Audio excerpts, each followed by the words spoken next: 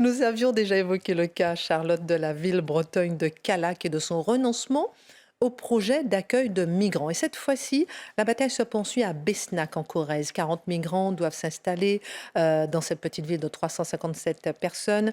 Plusieurs petites villes se déchirent d'ailleurs sur cette question de la répartition des migrants. Est-ce qu'ils ont peur sans savoir, comme le regrettent plusieurs associations?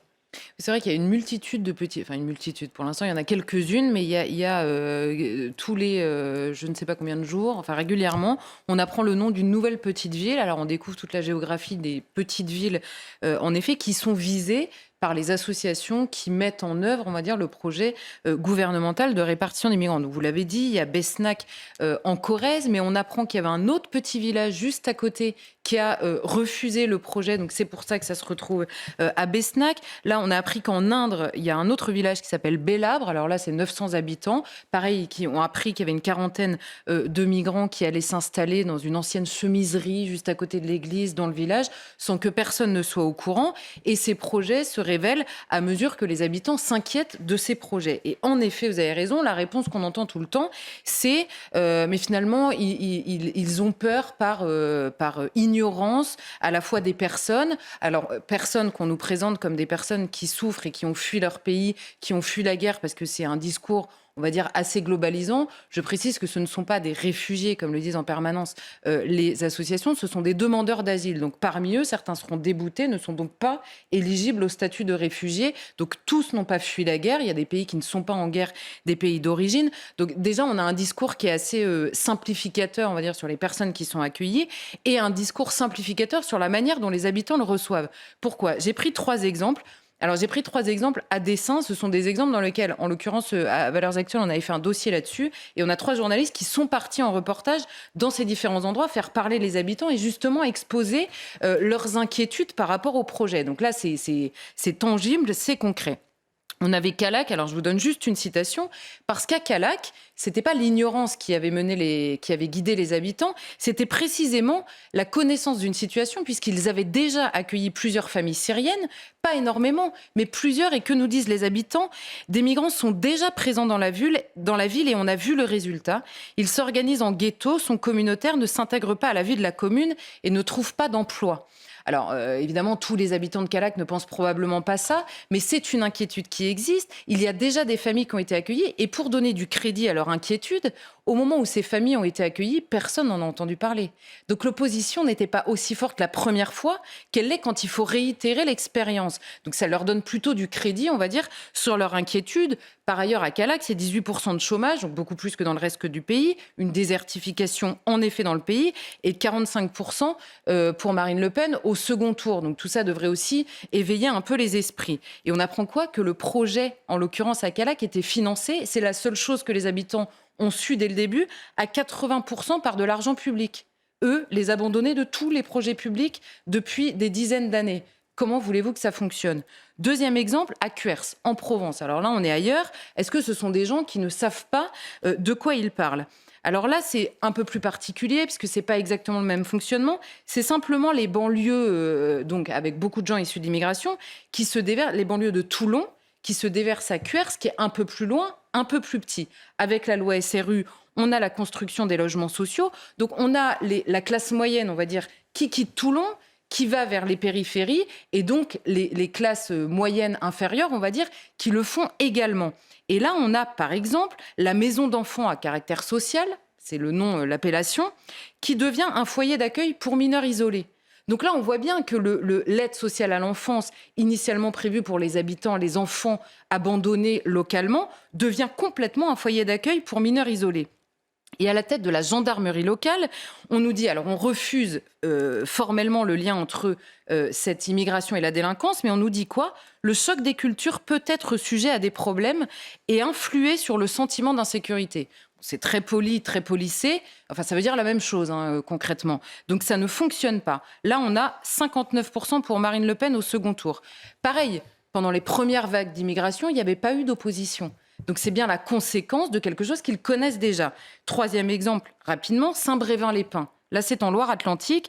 C'est encore une autre chose, c'est l'installation d'un CADA, là, ces fameux centres d'accueil de demandeurs d'asile, dans une école. Et alors, comment les habitants l'apprennent? Parce qu'il y a un permis de construire qui est inscrit sur l'école dans laquelle sont leurs enfants. Donc, on va mettre au cœur de l'école un centre d'accueil pour demandeurs d'asile. Et alors là, donc, il s'agit de 110 nouveaux réfugiés. Et est-ce que cette ville réagit avant de connaître de quoi elle parle? Ah bah pas du tout. On apprend qu'ils ont accueilli une centaine de migrants au moment du démantèlement de la jungle de Calais, centaines de migrants à laquelle se sont ajoutés des dizaines de migrants venus de Nantes au moment où la ville était débordée par l'accueil annoncé par la mairie.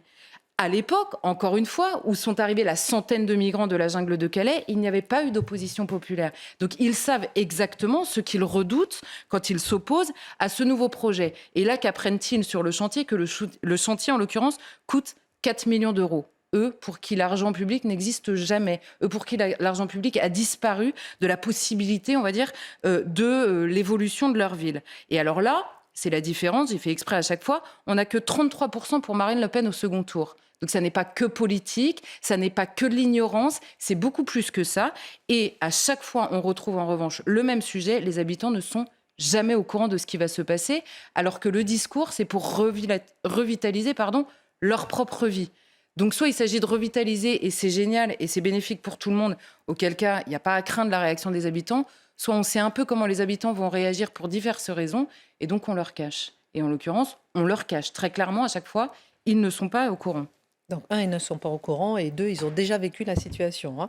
Comment expliquer, Charlotte, cette multitude de résistances partout en France? D'où naissent ces projets sans concertation avec les administrés? D'où viennent-ils? Alors, à l'origine, on a le projet clair. Bon, c'est arrivé dans les différentes années, je vous le disais, il y a des répartitions de personnes qui sont plus ou moins naturellement, mais là, il y a un projet clair annoncé par Emmanuel Macron devant les préfets.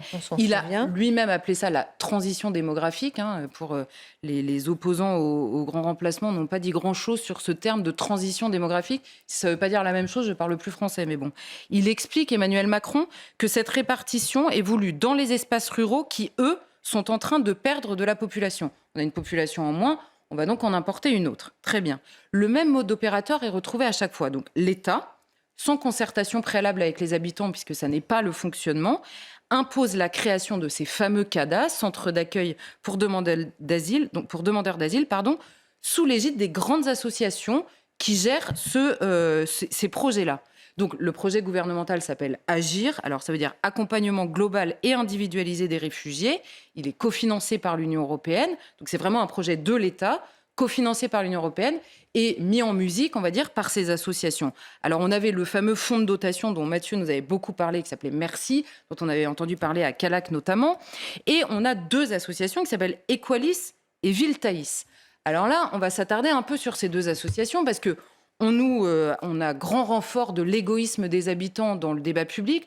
On a beaucoup moins de focalisation un peu sur le fonctionnement de ces associations. Les deux, en l'occurrence, ont été épinglés sur des sujets assez peu reluisants. Et je trouve que ça fait moins de bruit que le supposé égoïsme des habitants qui ne savent pas de quoi ils parlent quand ils craignent l'accueil de ces migrants. Viltaïs. Alors Viltaïs, on le retrouve à Besnac dont vous parliez, on l'a retrouvé dans un deuxième projet à Calac, on le retrouve à Bélabre dans l'Indre, ce petit village dont je vous parlais. Viltaïs, 2020, 8,5 millions d'euros pour gérer ces centres d'asile d'argent public, là, en l'occurrence. Un financement triplé de 2014 à 2019. Donc c'est une association qui grossit énormément. On a des subventions de l'État, des subventions des collectivités territoriales.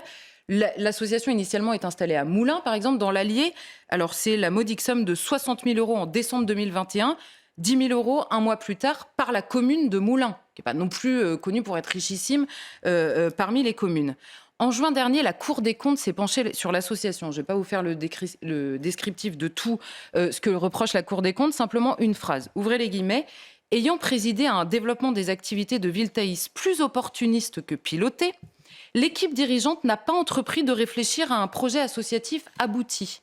quand même une accusation assez énervée sur une association qui est présentée, qui est financée et subventionnée par l'argent des Français, que par ailleurs on accuse d'être égoïste, et qui elle-même est accusée par la Cour des comptes de ne pas avoir de projet autre que son propre opportuniste, en tout cas celui de ses dirigeants. Je ne dis pas que dans ces associations, il n'y a pas des gens qui sont sincèrement au service des personnes qu'ils défendent.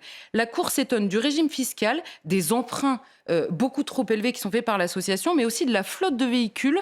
Plus prosaïquement, on a 136 voitures pour 185 salariés, dont 7 véhicules de fonction SUV BMW attribués aux cadres, avec de l'argent public donc. Donc vous comprendrez que l'égoïsme n'est pas forcément où on le pense. Deuxième association, Equalis. Alors là, c'est une enquête des inspecteurs de la préfecture de Seine-et-Marne qui a été révélée par le Canard enchaîné, mais qui n'a pas dépassé les frontières du Canard enchaîné. Apparemment, ça n'a pas intéressé grand monde, en tout cas moins que d'autres informations du Canard. On a 83 millions de subventions publiques, donc 14 à destination des demandeurs d'asile. 2020, le directeur général perçoit, écoutez bien, 203 000 € de salaire annuel brut. Donc, il se loge, en plus de ça, aux frais de l'association et bénéficie d'une carte de 5 000 € pour ses sorties et ses nuits d'hôtel. Donc, le salaire, c'est de l'argent de poche, j'imagine. Bon. On a 29 directeurs dans l'association, 29 directeurs qui ont des voitures de fonction, des cartes carburant, des cartes de crédit prépayées. La carte carburant, par exemple, tous les gens des fameux villages égoïstes en rêveraient puisqu'ils n'arrivent plus à prendre leur voiture pour aller au boulot. Bon, fermons la parenthèse.